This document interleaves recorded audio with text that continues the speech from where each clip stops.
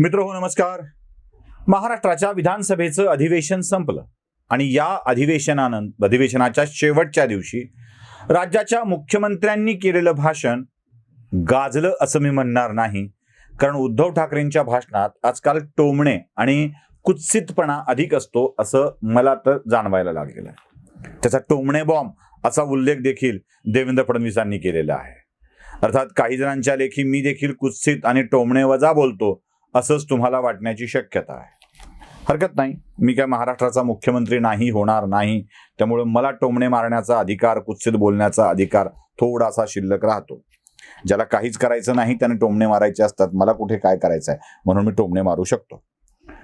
मुख्यमंत्र्यांच्या भाषणाचं माध्यमातल्या अनेक वीरांनी आपापल्या अंगाने विश्लेषण केलंय आणि त्यात महाराष्ट्रातले मराठी पत्रकार, मी चहा बिस्कुट पत्रकार म्हणणार नाही, महाराष्ट्रातले मराठी पत्रकार खूप कौतुकानं सांगू लागलेत की उद्धव ठाकरेंच्या भाषणामधला एक मुद्दा बिनतोड होता, ज्याचं उत्तर भारतीय जनता पक्षाला देता येणं शक्य नाही. आणि खरं तर इथे भाजप बॅकफुटवर गेला असं देखील माध्यमांचं म्हणणं आहे. काय म्हणाले होते मुख्यमंत्री, ते विधान काय होतं नेमकं? तर मुख्यमंत्री असं म्हणाले होते की जर अजित पवारांच्या सोबत पहाटे, आता याला पहाटे म्हणतात ना, सकाळी 8ला, तर पहाटे घेतलेला शपथविधी जर हा प्रयोग टिकला असता तर अजित पवार आणि राष्ट्रवादी काँग्रेसमधले भ्रष्टाचारी मंत्री भाजपला चालले असते का? ईडीच्या कारवाया झाल्या असत्या का? खरोखरच बिनतोड मुद्दा उपस्थित केलाय. देवेंद्र फडणवीसांनी अजित पवारांना सोबत घेऊन एक असा संदेश दिला होता की सत्तेसाठी वाटेल ते करता येऊ शकतं, वाटेल ते होऊ शकतं. पुढे फडणवीसांनी ती माझी ब्लंडर मिस्टेक होती अशी कबुली देखील दिली. पण मुख्यमंत्र्यांचा हा बिनतोड मुद्द्याने फडणवीसांचं तोंड मात्र बंद झालंय अशा आशयाची विधानं माध्यमातल्या अनेक वीरांनी केली होती. मला तुम्हाला काही आठवण म्हणून सांगायचं आहे. देवेंद्र फडणवीसांना केवळ अजित पवारांनी पाठिंबा देऊन सरकार बनवलं असं नाही. आठवा 2014चा तो दिवस, ज्या दिवशी देवेंद्र फडणवीसांनी महाराष्ट्रामध्ये सरकार बनविण्याचा निर्णय घेतला होता, त्या दिवशी शरद पवारांनी महाराष्ट्राला निवडणुकांचा खर्च परवडणार नाही असं सांगत भारतीय जनता पक्षाच्या सरकारला बाहेरून पाठिंबा दिला होता आणि त्यानंतर शिवसेनेचा विरोधी पक्षनेता झाला होता. पुढे कालांतरानं याच भाजपला शिव्या घालत शिवसेना सत्तेत उतरली होती. आपलं विरोधी पक्षनेतेपद सोडलं होतं. त्यानंतर राजीनामे खिशात ठेवून शिवसेना पुढची 4.5 वर्ष सत्तेमध्ये सहभागी झाली. राजीनामे बाहेर निघाले नाहीत. शिवसेना सत्ता उपभोगत राहिली. राष्ट्रवादी काँग्रेसच्या पाठिंब्याचा विषय हा 14चा देखील होता आणि 19चा देखील होताच. या बिनतोड मुद्द्यावर माझं इतकंच म्हणणं आहे की जेव्हा शिवसेनेचं राष्ट्रवादी काँग्रेस सोबत पटत नव्हतं, तेव्हा उद्धव ठाकरे शरद पवारांच्या विषयी काय मत ठेवून होते हे आपल्याला ऐकणं, बघणं आवश्यक आहे. शरद पवारांना ईडीनं बोलावणं पाठवलं आहे अशा आशयाची अफवा कंडी पसरली होती. शरद पवारांना असं वाटलं होतं की ईडीच्याकडं आपण जावं आणि म्हणून शरद पवारांनी ईडीच्या कार्यालयात जाण्याचा निर्णय घेतला होता. पवारांना ईडीकडून सांगण्यात आलं की आम्ही काय तुम्हाला बोलवलेलंच नाहीये, तुम्ही काय येताय? पण तरीही पवारांनी आपली चर्चा होण्यासाठी म्हणून ईडीच्या कार्यालयात जाण्याचा निर्णय घेतला होता. यावेळी उद्धव ठाकरेंनी याबाबत काय विधान केलं होतं ते तुम्ही ऐका. हे शरद पवारांच्या मुळे ईडीशी लढले. कसले लढले? ईडीने सांगितलं तुम्हाला बोलवलेलंच नाहीये, बोलवा तेव्हा या, बोलू तेव्हा या, आता कसे येत आहे?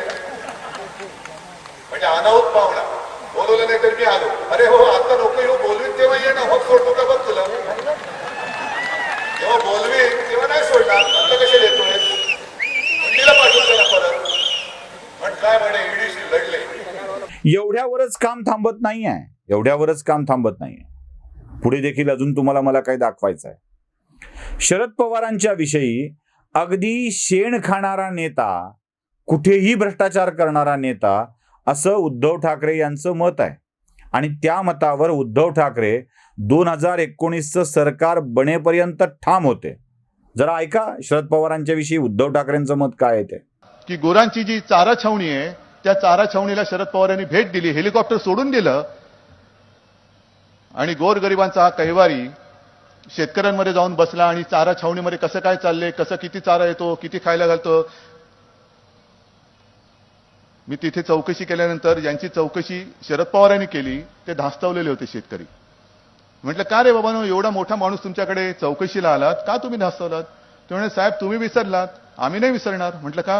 अहो या काँग्रेस राष्ट्रवादीनी त्यांच्या वेळेला जेव्हा दुष्काळ होता आणि असाच चारा छावण्या होत्या तेव्हा आमच्या गुरांचं शेण सुद्धा खाल्लं होतं, त्या शेणाचा सुद्धा घोटाळा केला होता. म्हणजे मग काय खायचं तुम्ही सोडलं होतं? टॉयलेटमधले पेपर खाल्ले, शेण खाल्लं, सगळं खाल्लं, IPL मध्ये घोटाळा करून ठेवला. हे ऐकल्यावर आपल्या मनात अनेक प्रश्न निर्माण होतात. एवढे तिरस्करणीय असलेले शरद पवार उद्धव ठाकरेंच्या साठी पुन्हा एकदा उद्धव ठाकरेंना साद घालतात. उद्धव ठाकरे त्याला प्रतिसाद देतात, महाराष्ट्राचे मुख्यमंत्री बनतात आणि ते शिवसेनेसाठी आदरणीय होतात. ज्या बाळासाहेबांच्या लेखी शरद पवार म्हणजे मैद्याचं पोतं होतं, मैत्री असली तरी विश्वास ठेवू नये असा माणूस होता, त्याच शरद पवारांच्या खांद्यावर उद्धव ठाकरेंनी विश्वासानं डोकं टेकवलं होतं. याच बिनतोड मुद्द्यावर माझा हा सवाल आहे की जर भारतीय जनता पक्षाचं अजित पवारांच्या सोबतचं सरकार टिकलं असतं तर ईडीचे एवढे लफडे झाले असते का, असं विचारणाऱ्या उद्धव ठाकरेंना मला हाच प्रश्न विचारायचा आहे की जर तुमचं शरद पवारांच्या विषयीचं पूर्वीचं मत असं होतं तर शरद पवार कसे पावन झाले? ज्या राजकीय गरजेतून शरद पवार आणि त्यांचा राष्ट्रवादी काँग्रेस पक्ष शेण खाणारा, माती खाणारा, चारा खाणारा पक्ष पावन झाला आणि तुमचे ते सर्वोच्च नेता बनले, त्याच राजकीय अपरिहार्यतेतून देवेंद्र फडणवीसांना देखील अजित पवारांच्या सोबत जुळवून घ्यावं लागलं असतं. मला अजून एक गोष्ट महत्वाची सांगायची आहे, ती राजकीय अंगानच बघितली पाहिजे. शरद पवार, अजित पवार यांच्यावरती जे काही आरोप भारतीय जनता पक्षाने केलेले होते त्या आरोपांच्या बाबत ईडीची चौकशी होत नाही आहे. म्हणजे कोणी म्हणेल की सिंचन घोटाळ्याचा आरोप केला होता त्यातून काही होतंय का, तर असं अजिबात होत नाही आहे. नवाब मलिकांची ईडीची चौकशी होते आहे ते नव्याने समोर आलेल्या मुद्द्यांवरती. अनिल देशमुखांना अटक झाली आहे ती नव्याने समोर आलेल्या मुद्द्यावरती. सुजित पाटकर याची चौकशी झाली ती नव्यानं आलेल्या मुद्द्यावरती. प्रवीण राऊतची चौकशी झाली, अटक झाली ती नव्यानं समोर आलेल्या मुद्द्यावरती. 2.5 वर्षाचा कालखंड राज्यामध्ये निघून गेलेला आहे आणि या 2.5 वर्षात जे जे मुद्दे समोर आलेत त्या मुद्द्यावरती ही चौकशी होते आहे. त्यामुळं त्यावेळेला जे होतं ते पुन्हा चाललं असतं का, असा दावा करणं मूर्खपणाचं लक्षण आहे असंच म्हणावं लागेल. आणि दुसरा मुद्दा असा आहे की जे मुद्दे देवेंद्र फडणवीसांनी आपल्या भाषणामध्ये उपस्थित केले होते त्याबद्दल एक चकार शब्द देखील उद्धव ठाकरे काढलेले नाही आहेत. अनिल परबांवरती काय बोलले, यशवंत जाधव आणि यामिनी जाधव प्रकरणावरती उद्धव ठाकरे काय बोलले, मुंबईतल्या कोविड घोटाळ्यावरती उद्धव ठाकरे काय बोलले, सुशांत सिंगच्या प्रकरणाबाबत उद्धव ठाकरे काय बोलले, नारायण राणेच्या प्रकरणाबाबत उद्धव ठाकरे काय बोलले. जे जे अडचणीत आणणारं आहे ते बाजूला ठेवलं. मला मराठी माध्यमांचीच कीव येते. संजय राऊतांच्या भाषेत सांगायचं असेल तर किती चमचेगिरी करणार तुम्ही, हाच एक प्रश्न मला मराठी माध्यमांना विचारावा वाटतो. चमचेगिरीची हद्द झाली. बिनतोड मुद्दा उपस्थित केला होता. अरे कसला बिनतोड मुद्दा उपस्थित केला होता? काहीतरी एखादा असा विषय क्षणभर थांबून उत्तर द्यावं वाटावं असा विषय बोलला म्हणजे मुख्यमंत्री बिनतोड बोलले असं होत नाहीत. या बिनतोड बोलल्यानं तोडपाणी केली आहे ती मात्र झाकता येणार नाही, एवढंच लक्षात ठेवा. नमस्कार.